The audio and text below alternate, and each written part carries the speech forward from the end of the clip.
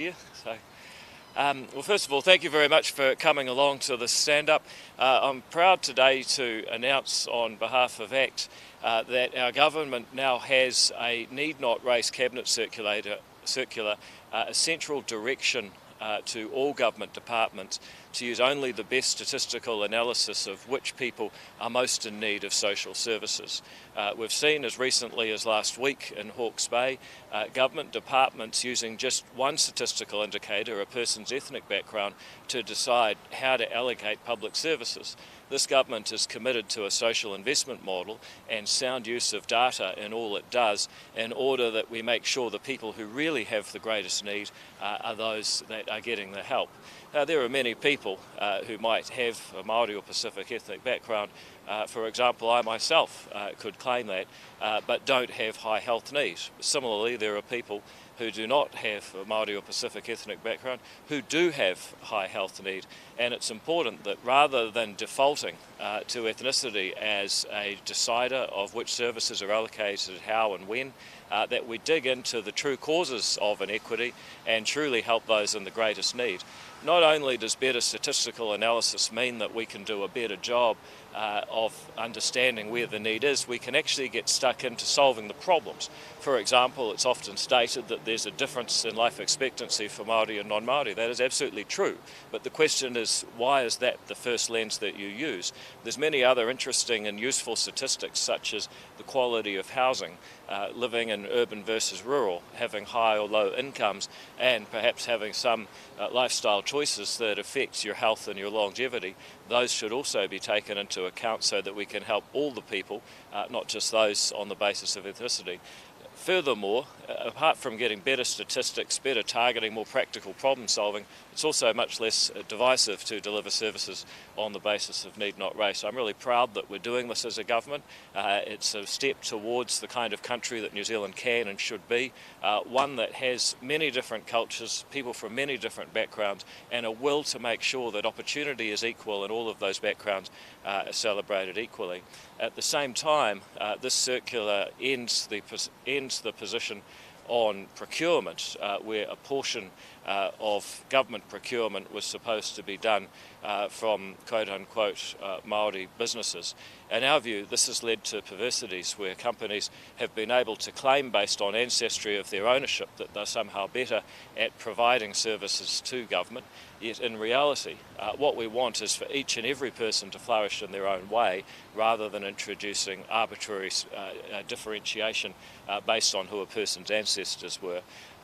There will no doubt be other things that people may wish to ask about. I note the issue with allegations of teachers taking healthy school lunches from children. All I can say is that we've asked the Ministry of Education to look into that.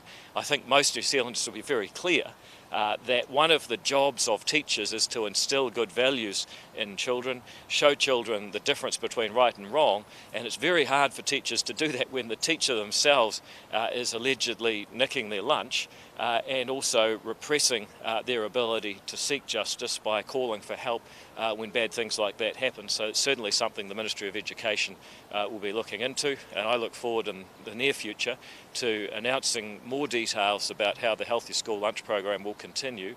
I think it's going to be better and cost less, but it's going to be done for primarily the benefit of the students, not to have it nicked by someone else before it gets to them. I'm happy to take questions on any other issue too. David, just on the circular, how do you assess need? There's quite a variety of different statistical indicators that can be used, and the circular requires that all of the different indicators that a person has can be analysed. So, for example, if we believe that there's a problem with rheumatic fever, as we saw an excellent interview from Jason Gurney on Q&A on Sunday in his forthcoming, or I think his book's out now, it came out on Wednesday, it might actually be that people who are suffering from poor housing are the people with the greatest need. It might be that people in rural areas are the ones that are having the greatest challenges around a particular health condition. So all the circular requires is for a government department to look at all of the characteristics of a person, not just say one race, another race, because that's divisive and lazy. But if you have more Māori GPs, for example, and you have funding to assist those Māori GPs into university training schemes, the evidence shows that Māori patients are more likely to be inclined to visit those professionals. So isn't this kind of taking things backwards? Well, again, the thing about that evidence is that if you start with the assumption that we're going to look at everything through the lens of their ethnic background, then yes, you can find correlations. The point of the circular is that you have to look for what are some of the other characteristics that might be important behind that too. And if you find that you've evaluated all of the different possibilities and the one variable that still differentiates people is their ethnicity, that's fine. All the circular does is says we need to look at the whole person and all of their characteristics before jumping to the conclusion that we group people by race. The Association of Salaried Medical Specialists is called this directive reductive and says it ignores evidence. How do you respond? Well, it can't actually be true because there's no evidence that is required to be ignored. The circular requires government departments allocating government services to look at all the markers, all of the characteristics of the whole person. So if anything, it's a call for more evidence. Very difficult to call that an ignoring of evidence.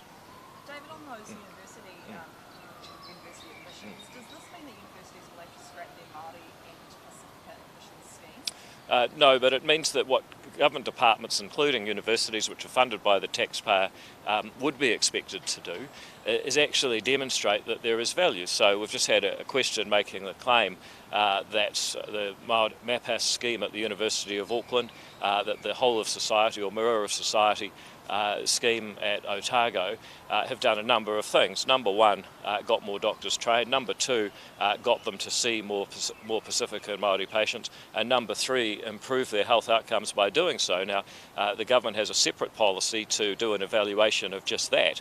And if it is true, all three of those things are true, more Māori and Pacific doctors, more Māori and Pacific patients seen by them that wouldn't otherwise be, and better outcomes than they'd otherwise be, then that's absolutely fine. You know, that's going by the evidence and doing what works. If you can't show that, then I think you've got to challenge whether or not it's right to discriminate on someone's ethnicity, because the starting point should always be no racial discrimination. We abhor it, we want it gone. It's only when you can show clear evidence that it's acceptable, and that's what the International Convention on the Elimination of All Forms of Racial Discrimination, which is quoted in the circular and to which New Zealand is a signatory, requires us to do. But what would you say to people that say the circular is just another example of the government attacking Māori? What I'd say to those people is that actually this is a country based on equal rights for each and every citizen, no matter what your background. Now, if people want to frame that as attacking Māori, what they're really saying is that Māori are somehow different and won't succeed in a world where you start with equal rights. It may be that they're ignoring another possibility, that we need to do far better in public services, but you can actually do that without having to be discriminatory. So, for example, I am a strong supporter of kura horua or charter schools. I'm thrilled we've had 80 applications to do it. Many of them are iwi or Māori based. That is a hugely positive thing. But equally, we're letting anybody run a charter school if they can prove they can get the results. We're not saying, as some would, that there should be a separate Ministry of Education and divide the country in two. But there's plenty of evidence that Māori have worse health outcomes. Like the bowel screening, for example, Māori should be screened 10 years earlier than Pākehā because of the risk factors. So is that directive going to change that policy? Well, it depends, because you might find that that's not true for all Māori, and it might be not true for only Māori. How are you going to work out if it's true or not?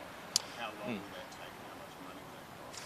Well, the requirement is for government departments, when they do this sort of targeting, to ask the question, are there other reasons why some people have more trouble with bowel cancer than others? And if they can show that the only indicator that's there is ethnicity, then that's fine. But you go and look at that Jason Gurney interview on the weekend. It made it very clear rheumatic fever is a big problem for Māori, but it's not genetic. It's caused by access to housing. It's caused by poverty. As he said, all of the social determinants of poverty, but those social determinants of poverty don't just apply to Māori people. They might, on average, apply to more Māori people. But what I'm challenging is that you say these statistics, and the statistics you say are true.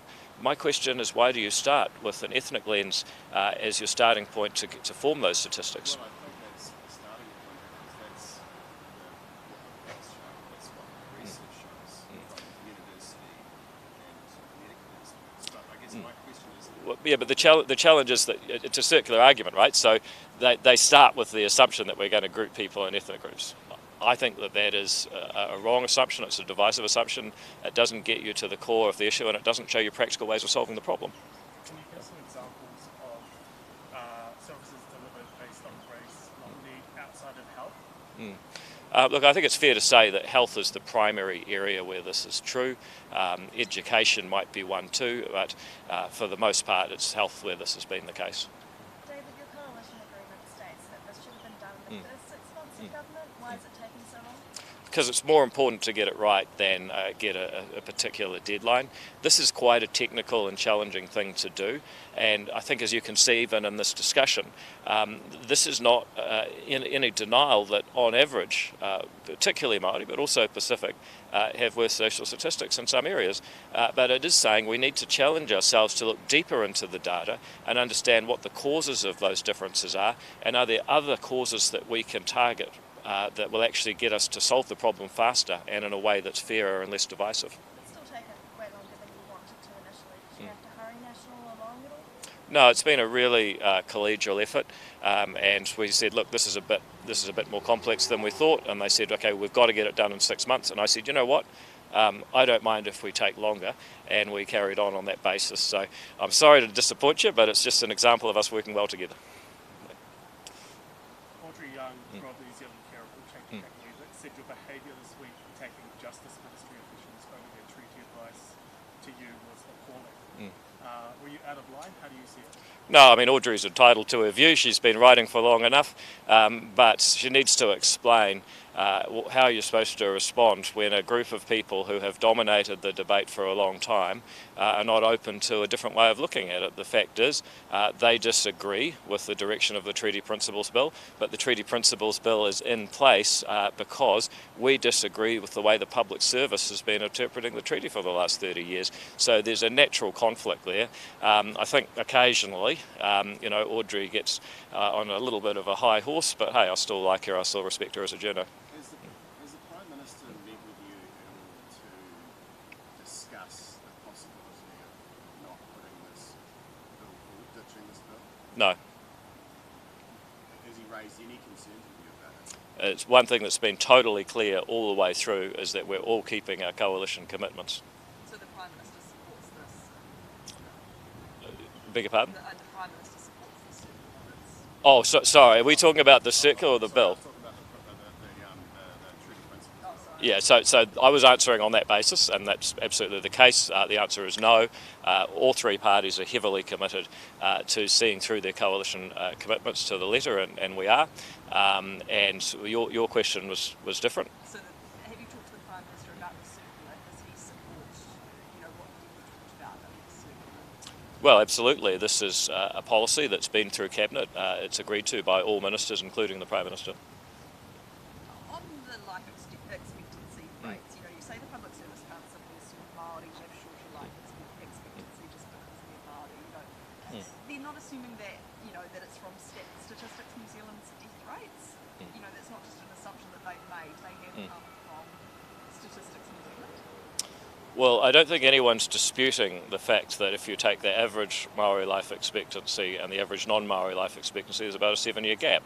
No one's disputing that. We know that. The challenge is it the best way to come at these differences to divide people by their ethnic background? You may find that there are other indicators. The obvious example is we know that poor housing leads to respiratory diseases. People that are Māori and people that are non-Māori suffer from that problem. The important thing about taking that observation is it allows us to actually do something about the problem, because what we've had, particularly in health over the past decade or so, is this idea that, well, it must be because people who work in the health system are somehow deficient or treat people badly. A lot of people in the healthcare system are quite offended by that proposition, actually bend over backwards to help all their patients as best they can. So it's not a question of disputing what Statistics New Zealand say, it's a question of do we believe that you should start framing up your statistical analysis with race as your first port of call? And the answer is no. But we, during the COVID-19 pandemic vaccination rollouts and things like that, we knew that there were certain communities that were harder to get into and harder to access and, build that relationship with. Do you not think that this will make that harder if we're now not kind of,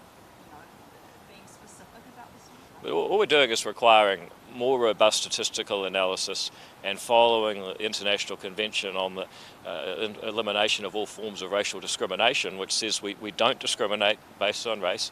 We only do it if there's a firm statistical case to do so, and we've exhausted all other avenues.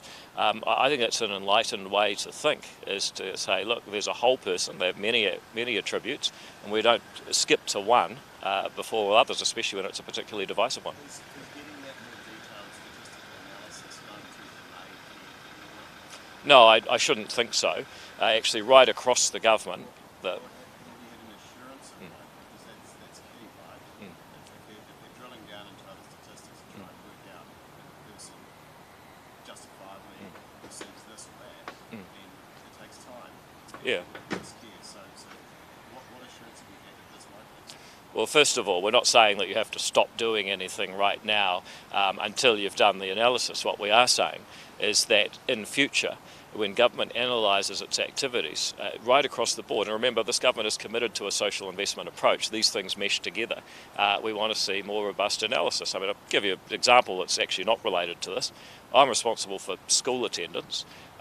We have found that none of the initiatives put in place under the previous government, $47 million, could they actually point to the data showing whether they worked. So I went through and said, which of these should we continue? They said, we don't really know. We can't tell you, sorry.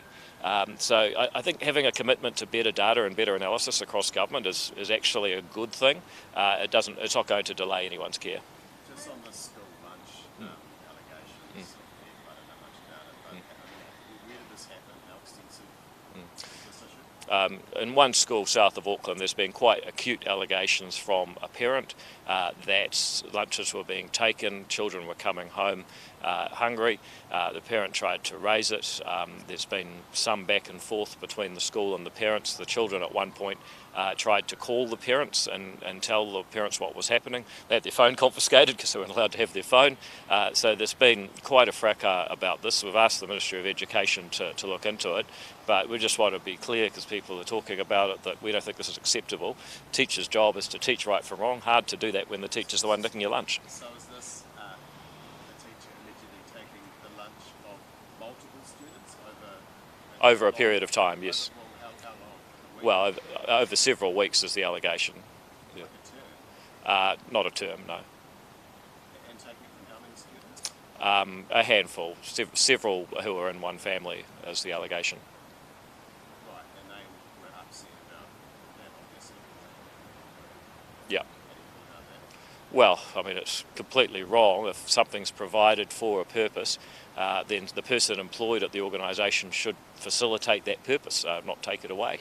On the school lunches, RNZ's been reporting today that the government was well aware there was really strong wellbeing benefits of the scheme well before you decided to trim its funding. Why would you cut the scheme if the government was aware of those wellbeing benefits? Well, first of all, we actually have done pretty rigorous analysis of the Healthy School Lunch program. There's been 5 different studies by the Ministry of Education. The best they could find was, if I recall correctly, a 1.6% increase in attendance at schools where it was being served. So in terms of actually achieving educational outcomes, getting children to school and learning, which is what the education budget is legally allowed to be used for, it's been very hard to find significant improvements, almost none at all. Second of all, we're actually continuing the program. We're going to save over $100 million a year. We're going to extend it to low-income early childhood education students, some of the most vulnerable, and we're going, I believe, to make it better in the long term. So, I guess what you've got to confront here is we're actually improving it. So to the extent that it's a good thing, we're doing better at that, but we're also doing it for less money, which I think has got to be a positive. So those wider wellbeing benefits, though, about school attendance, do those not matter in this school lunch program? Well, I think wellbeing's important. I also think that when we go to Parliament and appropriate money to use from the taxpayer, it has to be used for a purpose, and in this case the purpose is education. In the long term, and this is to come, I think you're going to see a more serious shake-up of what the purpose of the school lunch program is. Because at the moment, we've got the Ministry of Health doing fruit in schools, we've got the Ministry of Social Development doing Kickstart Breakfast, we've got Kids Can on the charitable front, we've got Fonterra and Sanitarium in there as well. It's not really obvious, don't forget that group called parents, it's not really obvious which part of the government is delivering lunches to schools for which purpose. So I agree with you that there's some other questions to be asked, and we will ask them. But in the meantime, we're using education money to deliver things that have education outcomes as quickly and efficiently as possible. On the circular, we've got existing stats around health, we've got an existing way of operating. You're saying we've got to find a new way of operating based on analysis of product statistics. Yeah. What's your expectation in the gap, in between getting that analysis and where we currently are? Well, you can only go as fast as you can go, but I expect that we'll start seeing more rigorous analysis of government programs and government targeting than we've previously seen, and that's right across the board. That's what social investment means. There's too many programs funded where we don't know who they're helping or how much, and I point to attendance again because that's an area I'm quite involved with. We're going to be a lot more rigorous at understanding which of the attendance service or other interventions we're paying for actually make a difference. All right. Well, sorry, one more question. One more question, if I can. Are you confident the public sector is actually going to take heed of your circular, given it's just a circular, and what we've seen with the opposite and stay in health this week? Well, in fairness, the circular wasn't in place when they put that policy in place. And yes, actually, in New Zealand, we've got a very professional public service that we do expect to heed cabinet circulars. Certainly when I talk to members of the public service here in New Zealand, you find that they're very committed to carrying out the will of the elected government. So yeah, absolutely. When you say just a circular, with the greatest respect, it is actually an important thing in government what circulars cabinet issues. Just last one on the Sure. principles bill. Do you at this stage, have you ever sort of thought, because you don't have the support to get across the line, that you should turn your attention to other priorities? Well, the great thing is I can walk and chew gum, and we're setting up the Ministry of Regulation. We're dealing to regulations in early childhood and horticultural and agricultural imports. We've got 80-odd applicants starting charter schools. We're rolling out new policies on attendance. We've increased the Farm Act budget by about $2.4 billion, and we're changing the way they do budget bids. I mean, no one's accusing me of not doing enough, right? But the policy... I haven't got on to finance yet. No, but the policies don't. So no, I don't think it is. I don't think it is. And I'll tell you why. When Michael Laws put up the first euthanasia bill in 1995, he knew that he didn't have a snowball's chance in hell. But he made it possible for Peter Brown's bill, which lost by only 2 votes, which made it possible for my bill, which won by 10 votes. Actually 20, it was 70-50. So, this is how these things tend to go. Once you make it legitimate for people to have a say on their founding document of their country, which for too long people have been told, if you're not an expert, if you don't have the right opinion, you get shouted down and told to shut up. Actually, we're introducing an idea that we all live in this country, we all have the consequences of our constitutional documents interpretation, and after 50 years of Parliament saying there were principles but being silent about it, that silence is being broken, and that is an incredibly important exercise. All right, thank you very much, guys. See you later.